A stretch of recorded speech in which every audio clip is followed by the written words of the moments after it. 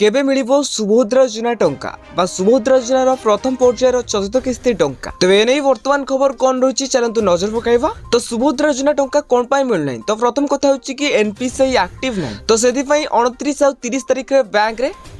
NPCI को active करने bank रे मित्र बसते सेठिकी जाई आपण माने एनपीसीआई कराई दिथिबे किंतु एबेकार जहाँ खबर रोची वर्तमान सुधा भी बहुत सारा लोक एनपीसीआई एक्टिव करना आ जे माने 29 और 30 तारिख रे एनपीसीआई निजर एक्टिव कराइथिले तो सेमानकर किछि मध्ये एनपीसीआई एक्टिव हेछि आउ किछि लोक मानकर ए पर्यंत मध्ये एनपीसीआई इनएक्टिव हे अछि जेहेतु आज मास शेषर शनिवार रहिछि आज बैंक गुड़िक बंद रहित आज मुझे बजेट आसुची तेबे एबे सुद्धा जहाँ भी खबर आसुची 31 जनवरी सुद्धा बहुत लोकंकर एनपीसीआई एक्टिव होई नहीं तो एथिरे जणा पड़छि कि सोमवार 3 तारिख सुद्धा समस्त कार्य सरीजिवो तो जे मानकर भी एनपीसीआई एक्टिव होई नथिबो तो सोमवार दिन सुद्धा समस्तिंकर एनपीसीआई एक्टिव होई जिवो सोमवार अर्थात 3 तारिख दिन नचे 2 तारिख दिन बा सरस्वती पूजा दिन उपमुख्यमंत्री प्रभाती परिडा किछि सुभद्रा टंका को नै किछि सूचना देबार खबर आसुची तेबे जहाँ भी अनुमान करा जाउची सोमवार सुद्धा जेहेतु कार्य सरीजिवो हुए तो 4 तारिख नचेत 5 तारिख दिन सुभद्रा योजना टंका मिलिबार अधिकरू अधिक संभावना रही तेबे आपन को कोन लागुची सुभद्रा टंका केबे मिलिबो नियत भाबे कमेंट बॉक्स रे कमेंट करबा सहित